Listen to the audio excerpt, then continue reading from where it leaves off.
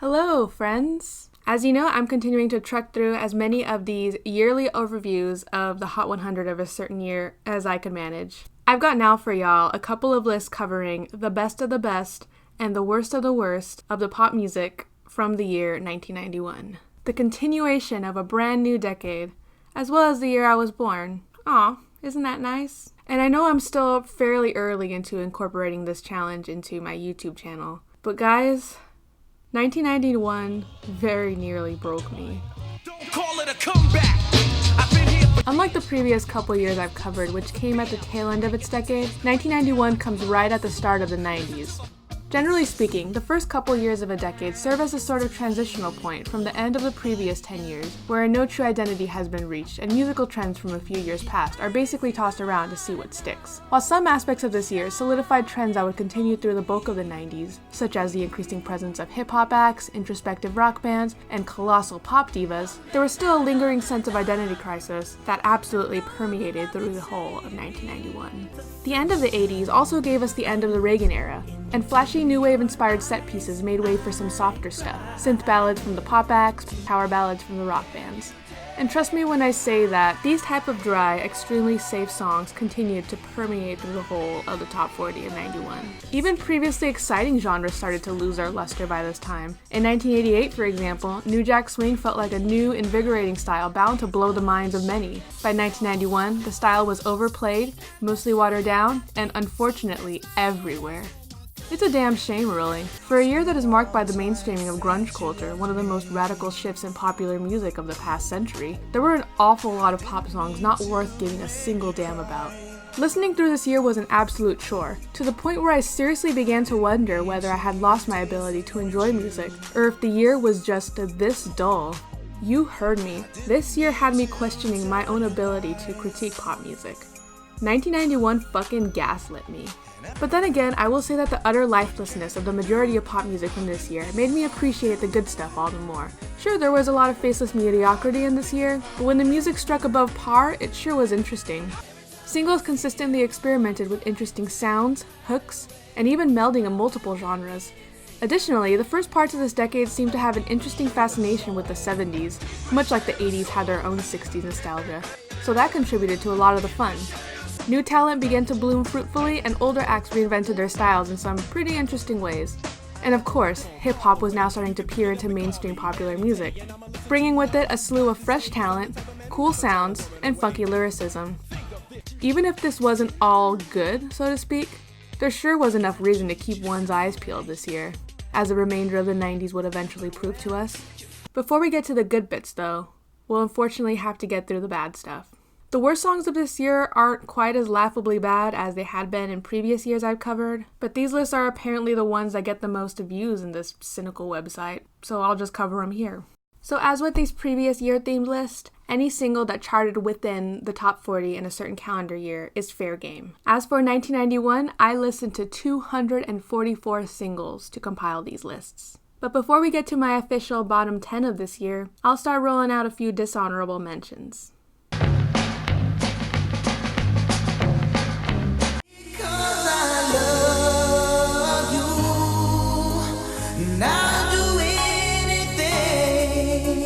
If you've delved into the high-energy dance scenes of the 80s at all, you may have stumbled across the name Stevie B. He was actually pretty influential in the development of the freestyle scene, particularly for his singles Dreamin' of Love, In My Eyes, and Spring Love, the latter of which cracked the top 5 in the US dance charts.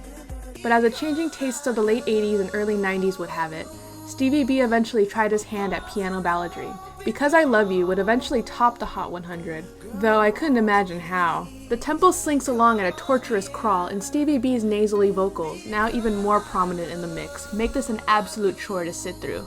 And just in case you're curious, no, the postman bit in the title of the song has nothing to do with the song itself. It's just all a big ol' mess.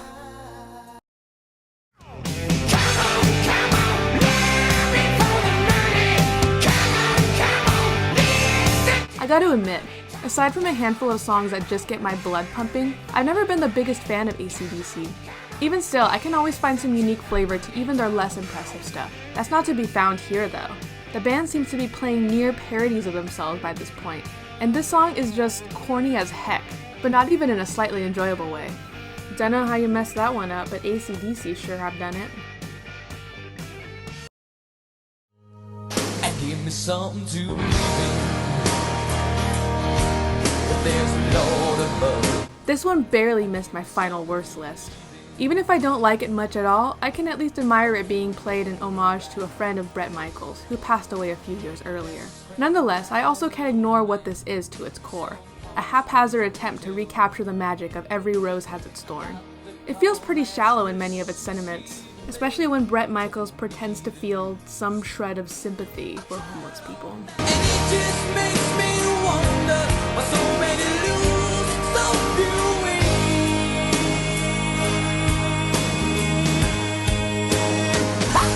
Yeah, I'm not buying it.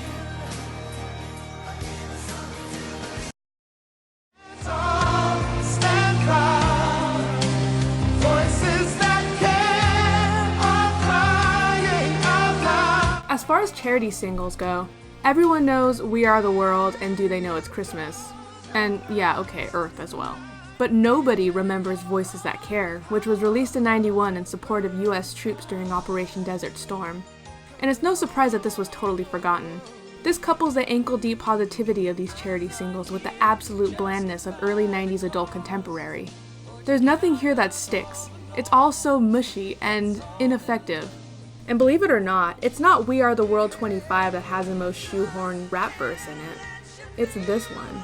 Make the wrong thing right. Wrong. We're all praying you remain strong. That's why we're all here and singing along. Yikes.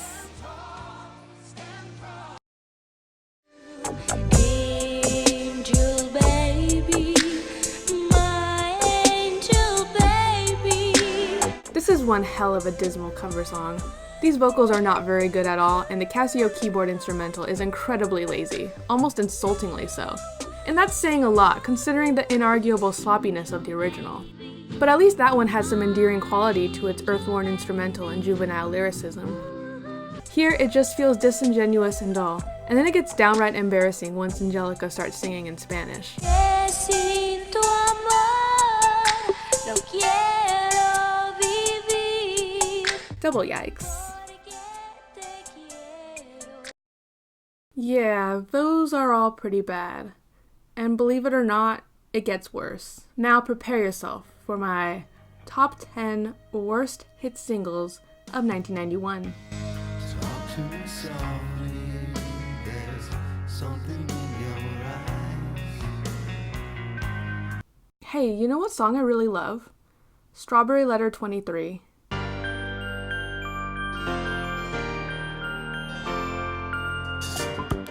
Aw, hell yeah, that's a classic. So smooth, so good. You can't go wrong with the Shuggy Otis original for sure. But there's also something about the Brothers Johnson hit cover of this tune that really makes it pop. With that sparkly synth riff and the consistent funk groove throughout, this version makes the best use of this song's kaleidoscope of earthy, psychedelic imagery.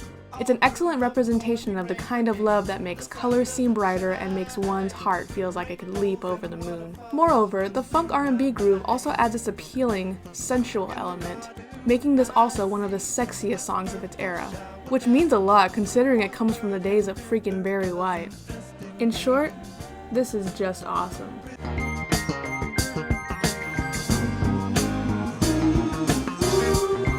Wait, what was that melody again? Oh, fuck.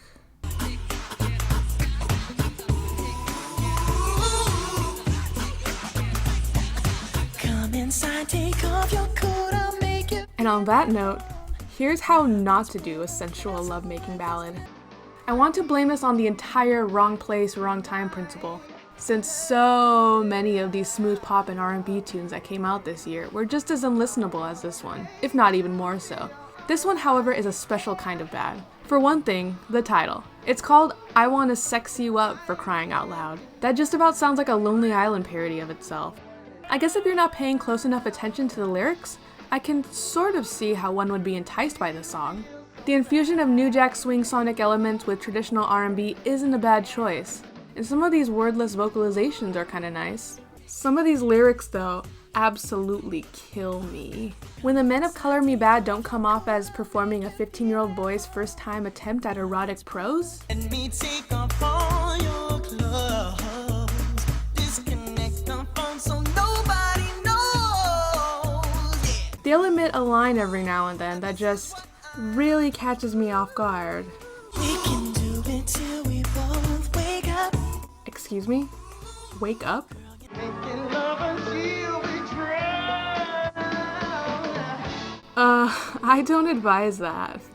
But while it's entertaining enough to make fun of the awkwardness of this song, there's no denying that it really is just an abysmal failure of what it's setting out to do. There's nothing here that can reasonably be seen as sexy, as the CMB boys don't really seem all that comfortable with their smooth guy posturing. Open up your heart and I'll set you free. Moreover, I can't shake the feeling that the sampling in the instrumental is just too ill-fitting to completely work here. It's all just a huge mess of a song, not helped by that cringy-ass title and a group of men with all the charisma of a bowl of cold mashed potatoes. Next. All night, yeah. I've been there before. Something's changing inside you, and don't you know? Hey, you know what's awesome? Motown Records. Maybe you'll go away and never call. And taste of honey worse than none at all. Yeah, right on. Berry Gordy was really onto something with giving a voice to all these wonderful musicians, songwriters, and producers through one of the most consistently awesome strings of output from any studio in the history of recorded music. From Smokey Robinson to the Jackson 5, so many classics were born and bred from this system, it's practically uncountable. Funnily enough, there were 2 separate hit singles from 1991 that paid homage to the coolness of Motown in their own special way. Boyz II Men did little more than name drop the studio, but they made a cool song out of it nonetheless. Rod Stewart's tribute, a little less awesome, but whatever, it's harmless. As far as terrible covers of timeless classics go, nope, I'm not letting these guys get away with this one. You got a smile so bright, you know you could have been a candle. I'm holding you so tight. Talk about missing the point. Or rather, I'm pretty sure that UB40 intentionally evaded the point in order to upkeep their reputation of depulsing reggae and R&B standards for wine moms. I wouldn't say that everything they did was bad though. Their very first hit was a reworking of a Neil Diamond tune from 20 years earlier, and it was actually a remarkable improvement on the original. Despite this though, there's a reason why they've got a bad rep among pop music circles. Their records are plagued with empty space, their lead vocalist is notoriously bad, and they have all the personality of a cruise ship's house band. And this may be the worst of the lot. The drum machine completely obliterates everything that made the original tune so fresh and joyful, replacing it with some blurry semblance of a reggae tempo. The horns are aching to add some life into this mix, but everything surrounding it makes these efforts totally fruitless. And once again, the vocalist is terrible. I am thoroughly insulted by the way he haphazardly warbles through Smokey Robinson's brilliant lyricism to the point of incomprehension. Good looks were a minute. You know you could have been an outward. Without looking it up, did you understand a single thing he just sang there? Don't lie. I especially hate the way he emits the titular phrase. It should be a moment of catharsis following the build-up in the verses. Instead, he settles for a pathetic mumble. I can take it. Where do you think you do? Hell, all of the instruments drop out and it still sounds weak as shit. What an awful, awful song. I hope Smokey Robinson and company demanded a personal apology from these guys. You make my life so sweet. I'm right the way you do the things you do. Don't you cry tonight. There's never baby. And don't you cry. Believe it or not though, it wasn't UB40 that gave us the worst cover song of 1991. That honor goes to... Not enough, so don't forget it. It's just a silly phase I'm going through. Where to start? So, Will to Power were an R&B pop group that formed in the 80s and found their biggest success with a modernized cover of Peter Frampton's Baby I Love Your Way, recorded as a medley with Freebird. Generally speaking, it's real bad. But even amidst the stale drum machines and vocals, I can at least lean on the sentimental sweetness of Frampton's original tune to get me through the song, even if they are sung by a couple of lame weirdos who would easily get booed off a karaoke stage. But where their first single was merely inept, this one is absolutely unlistenable. The tempo is cranked down to a slow, dreary crawl, making the hackneyed sound of these vocals and instruments all the more prominent. And yes, to truly understand the sins of this record, we need to go back to the original. I'm not in love, so don't forget it. This is one of British band 10cc's only notable hits stateside, and most likely the one they are most known for. It's not hard to see why. The ghostly backup, done completely with multi-tracked vocals, sounds completely earth-shattering, and the record as a whole is absolutely intricately mixed. It serves both as a contemplative tune about the nature of love and romance, as well as a dreamy ambient rock tune, perfect for long drives or long walks. Now, let's do that again. But let's strip away everything interesting. And let's give this version the depth and flavor of stale, buttered bread. While the dreamy atmosphere of the original never fails to wash over me in a state of dense calm, with this one, I feel absolutely nothing. I've already made the karaoke bar comparison, but that's basically the perfect way to describe this. A karaoke version of a much better song that you momentarily don't mind because it's sung decently, but ultimately find a tad offensive. I mean, you're hearing how utterly uncool this sounds, right? Yet apparently there was enough of an audience for this flavorless mush that it made it all the way to the top 10 for 3 whole weeks, staying in the top 40 of the country for 12 weeks in total. I really wish I were joking, but I guess that's 1991 for y'all. Ugh, let's move on before this boring yacht club makes me nauseous.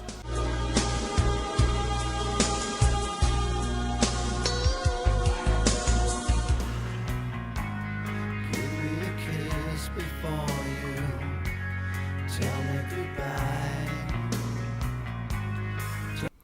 Some punching bags just punch themselves. Check it out, 'cause ice is rhyming. To the top I keep on climbing. Before I begin this section, I just want to go on the record by saying I don't think Ice Ice Baby is terrible. And depending on my mood, I sometimes don't even think it's that bad. Let's kick it. Okay, yes, it's total bullshit, with dated production and even more dated flow, not gonna lie about that. Its reputation has hurt it a bit, but as a party song, it totally bumps. Just check out the crowd's reaction next time this comes on at 90s Nostalgia Night, and some of these lines are honestly kind of good. To the extreme, I rock a mic like a vandal. Light up a stage and wax a chump like a candle. Should they have been rapped by Mr. Robert Van Winkle? No, probably not.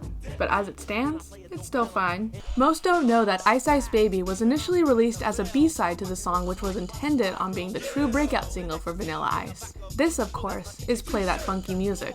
And in retrospect, it's pretty easy to see why this side was outright ignored at first.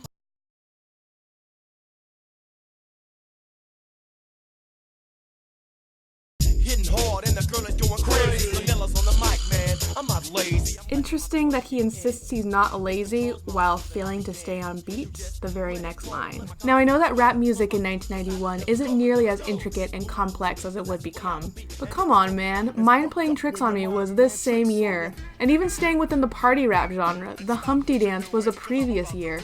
You have no excuse to be this lax with your lyrical flow. I'm not lazy. A lot of this is just so awkward to listen to, with most of these lines making next to no sense at all. I'm hanging tight like a fanatic. You tried me once and I thought that you might have it. But where it gets the most ridiculous are his moments of utter edgelord posturing. The girl they say they love me and that is okay. And I can dance better than any kid or play. Kid and Play are a novelty duet, and no one is on your side with this diss. That's like trying to insult chocolate cake. Now you're amazed by the VIP posse. Stepping so hard like a German Nazi. Yeesh. Not the best sentiment to make in your intended breakthrough single into a predominantly black occupied space. Oh my god. Oh boy, you probably eat spaghetti with a spoon. Okay, that's just really, really funny. And some of these lines are just awkward in the sense that it's very, very clear that he doesn't have any clue what the hell he's talking about. Like Samson. Samson to the line. There's no denying. Oh, you mean the same Samson whose power resided entirely within his hair? And the same Delilah who betrayed her lover by cutting off his locks and stripping him of his power? What exactly are you getting at here, Ice? So I can fuck it up and make it sound good. 1, 2, 3, yo! Knock on some wood for good luck. I like my rhymes atrocious. Supercalifragilisticexpialidocious. I'm in effect. I have nothing to say about that one. It just kind of speaks for itself. This guy is a mess and a half. Okay, moving on now. Say go white boy, go white boy, go. Go white boy, go white boy, go. Just lay down and boogie and play that funky music till you. I'll still be thinking of you and the times we had, baby. So one reason why this video took a while to finish up is I went to Vegas. Somehow this is my first time ever going, despite the fact I've lived in California my whole life. But it was a lot of fun, and I'm sure I'll be going back again sometime soon. Anyway, during our first trek across the strip, I stumbled across this billboard. Yeah, in big party cities like these, one can expect to stumble across any number of concert ads for artists who were huge back in the day, and now are playing for audiences looking to tap into some of that good, sweet nostalgia. In this case, it's notable that it's Bobby Brown and Belle Biv DeVoe. Not only were these some of the biggest names of the New Jack Swing craze, but they're all former members of 80s pop group New Edition, making this a reunion of sorts. Although one name remains suspiciously missing, that being the actual former lead vocalist of New Edition. Though it's a bit unsurprising to me that there would be significantly less hype for his presence in the lineup, at least in this day and age.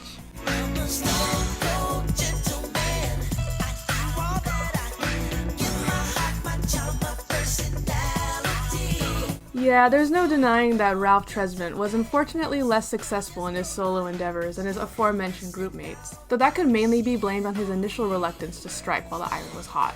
Sure, he attained an actual top 5 hit in 1991 with Sensitivity, but had little by way of successes outside of that. I think it's tempting to blame us on the fact that few could realistically take someone who sounded like this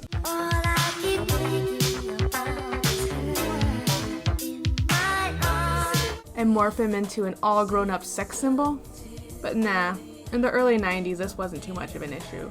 Tresvant's vocals actually matured quite nicely, and the New Jack Swing production of Stone Cold Gentleman actually bangs along quite well and stands alongside Bobby Brown's own hits. Lyrically though, let's just say this hasn't aged well.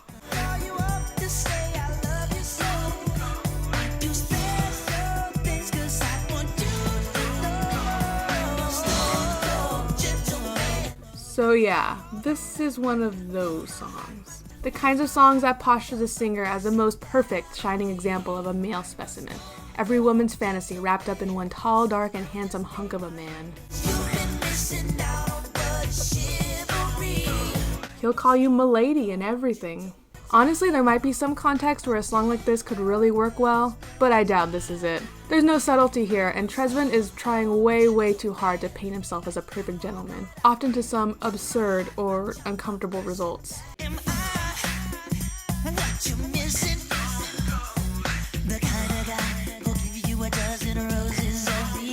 A dozen? Every day? Really? Every door? The bathroom door even? Or the door to the DMV? Every door?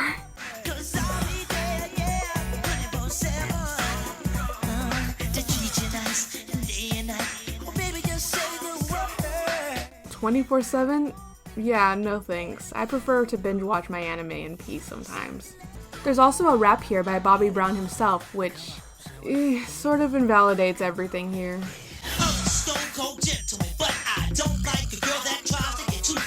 Well then, that basically just proves the entire intention behind the song. Let the sexy lady be convinced in how perfect you are, get in her pants, then drop the entire masquerade when it's convenient, and or she starts talking back. Just nice.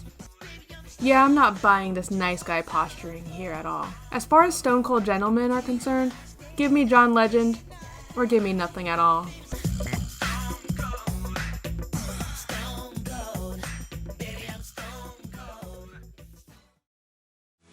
There's a song